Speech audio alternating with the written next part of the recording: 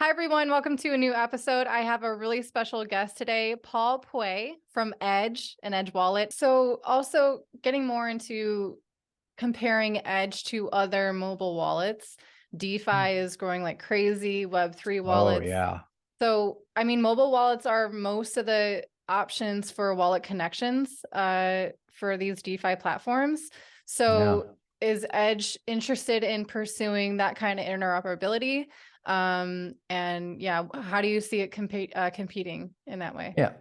So I am both a huge fan of DeFi and a huge hater of how we use it today. So I've used obviously like Aave, I've used Uniswap, I've used a bunch of others. I've even used one of the earliest, the first ICO on Ethereum. I don't know if you recall back in 2016 was Augur, and I've used them, Oh a yeah, decentralized prediction nice. market. I'm a Yeah. huge fan of what it's building. It didn't quite get the liquidity it needed on it because there were so many markets. But anyway, I was a big fan of them. But the Wallet Connect experience or the MetaMask DApp browser experience, Mm-hmm. um, for me is a deal breaker. And it's a deal breaker on both a usability and on a security point of view. Mm. So it's nice that it's more secure than putting your keys in a browser. Like that's your least secure computing device and app on the device. So Yeah. that I would agree that's not a good solution. But at the same time, you're leaving your keys in another app that has no idea what it's signing, Mm-hmm. right? So even if you're using a hardware wallet, tell me, does that hardware wallet screen tell you what you're actually signing? Or are you actually trusting what you see on the screen? Yeah. Yeah. So you're pretty much 100% trusting what you see on the screen, which is coming from a website. And then with your hardware wallet saying, okay, sure, thanks. And if you're just sending ETH, for example, the hardware wallet can say that. All right, I'm sending ETH. If you're Mm-hmm. sending a token, it might be able to say that. If you're signing a smart contract operation, it may have absolutely no clue what that's doing, Yeah. right? You could be sending out thousands of dollars of a token into a smart contract in your hardware wallet or even your software wallet, like even Edge. Like we do support Wallet Connect, and I did it begrudgingly, in all honesty, because I realized the industry needed it. People needed to connect to these services, and so we'll go ahead and support it. But fundamentally, I think the long term of DeFi is, we've got thousands of protocols, and like we have thousands of blockchains, many will die. Like Mm-hmm. there's not going to be a desire for many of those. And then the ones that rise to the top that have proven themselves will actually get directly integrated inside of the self-custody apps like Edge, where the app itself is the one that's creating the transaction. You already are trusting that app to create non-malicious transactions. Mm-hmm. Well, now it's going to be creating non-malicious DeFi transactions. Think the swap transactions that you do inside of an app like Edge. Those could be DeFi. We just recently integrated Thorchain, so now you have Oh, nice. full self-custody cross-chain swaps, um, competing against a lot of the more CeFi alternatives. Mm-hmm. And we've integrated being able to provide liquidity on a decentralized exchange, which is normally, gosh, I think like a 5 or 6 transaction process. Mm-hmm. If you wanted to provide liquidity on Uniswap, earn yield, get the LP token, and then stake that for additional yield. There's, I think I counted like up to 5 transactions. One to approve token A, because you have to deposit 2 tokens typically. Uh-huh. Approve token A, approve token B, deposit the tokens.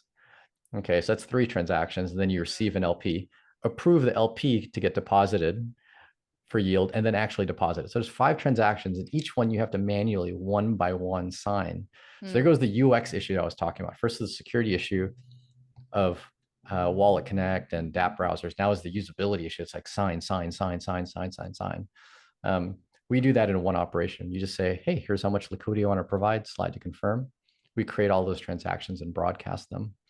Mm. Um, and then an exciting new feature, which is in beta right now, I encourage anyone who's listening to give it a try and give us some feedback, is the ability to collateralize and borrow against their Bitcoin, specifically Bitcoin. We're not trying to let people collateralize FTT and random shit coins and whatnot. Yeah. The Godfather most stable asset, it uses DeFi.